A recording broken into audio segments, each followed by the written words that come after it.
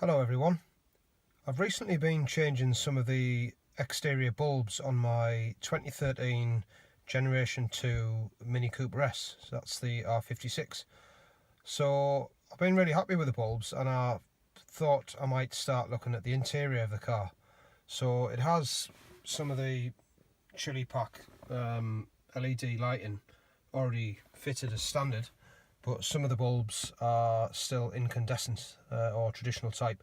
So the ones I'm going to look at today are the puddle lights, which shine on the ground when you open the door.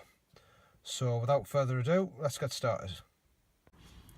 Okay, so here's the driver's puddle light. So the next step is to remove the housing. So this doesn't even need any tools.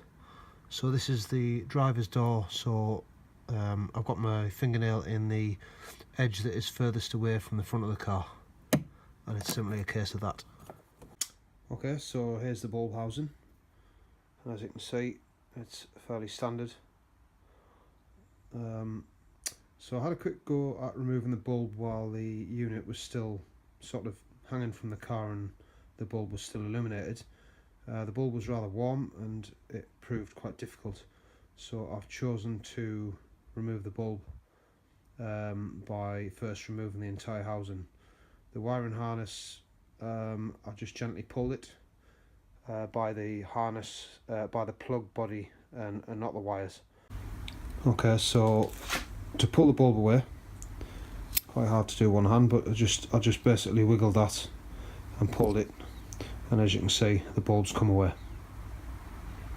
Here we have our new bulbs from Philips. I've read quite good reviews on these, and I guess we're going to find out shortly whether those reviews are right. Okay, looking at the old bulb and the new bulb, they look very similar. I would say the new bulb is slightly longer and perhaps a mil or two greater in diameter.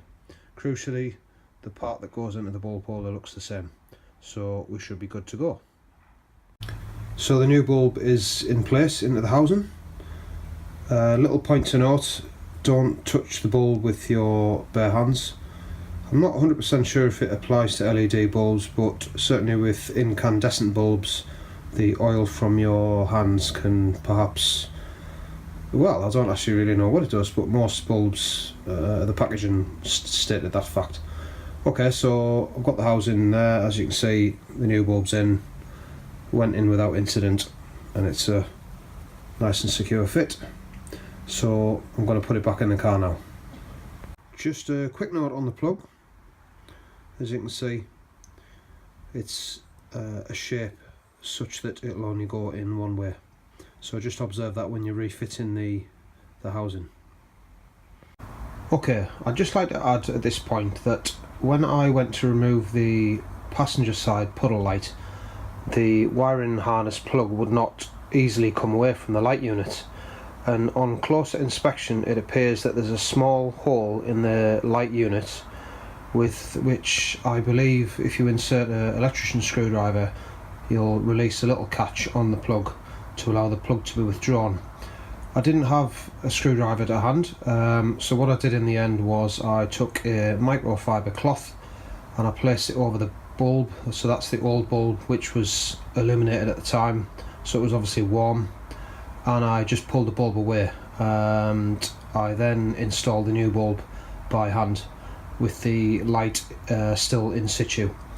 But so whatever you do, don't forcefully try to pull that plug away. If you do wish to remove the light and change the bulb on the bench, just remember to get an electrician's screwdriver and release the plug through the little hole. Okay, so I've got the driver's side bulb in now, and it's a good time to show you the difference between the two bulbs. There's the driver's side.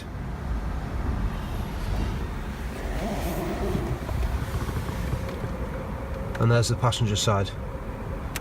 Now admittedly, on the passenger side at the moment there is a little bit of light from the street light nearby, but my overall opinion of it is that the overall light, the amount of light that it's actually given out is not really any greater than the incandescent bulb. which to be honest is a little bit disappointing, but not the end of the world. But it's whiter and it looks, in my opinion, it definitely looks better. So all that's left to do is to fit the passenger side one, which will be just the reverse of the procedure that I've just done. I hope you've enjoyed the video. I'll put a link to the bulbs that I've used on the comments. If you've got any comments or questions, please let me know. Thank you.